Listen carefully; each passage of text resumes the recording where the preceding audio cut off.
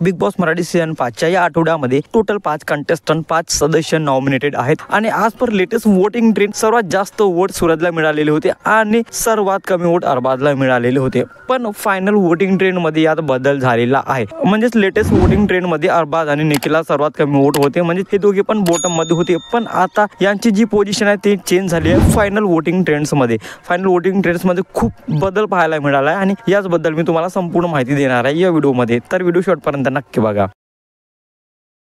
Hello, welcome back to my channel Marathi Bigg Boss update. आणि final voting trend मध्ये सर्वात कमी वोट मिळाले आहेत ॲज युजल अरबाज पटेलला। अरबाज पटेलला परत एकदा कमी वोट्स मिळाले आहेत फायनल वोटिंग ट्रेंड मध्ये सुद्धा। आणि अरबाज आहे बॉटम मध्ये आणि आठवड्यामध्ये इव्हिक्शन झालं तर 100% अरबाज घराच्या बाहेर जाऊ शकतो, मला असं वाटत आहे as per final voting trend. वर्षात आहे लेटेस्ट वोटिंग ट्रेंड मध्ये 3 नंबरवर होती, पण आता 4 नंबरवरती आहे। म्हणजेच वर्षात त्याची पोझिशन आता घसरली आहे आणि ती आली आहे 4 नंबरवरती वर्षात आहे। आणि अरबाज बॉटम मध्ये आहेत, म्हणजे या दोघांपैकी एक ना एक या आठवड्यामध्ये घराबाहेर जाणार, इविक्टेड नक्कीच होऊ शकतो। निक्की तांबोळी आहे 3 नंबरवरती। Nikki Tamboli latest voting trend मध्ये 4 नंबरवरती होती, पण आता तिने झेप घेतली आहे आणि निक्की तांबोळी आली आहे आता 3 नंबरवरती। म्हणजेच निक्की या आठवड्यामध्ये सेफ आहे। जान्हवीने तिची पोझिशन कायम ठेवली आहे। जान्हवी फायनल वोटिंग ट्रेंड मध्ये पण 2 नंबरवरती आहे, म्हणजे तिने तिची जी पोझिशन आहे ती कायम ठेवली आहे। आणि नेहमीप्रमाणे सूरज 1 नंबरवरती आहे, म्हणजे सूरज टॉप वरती आहे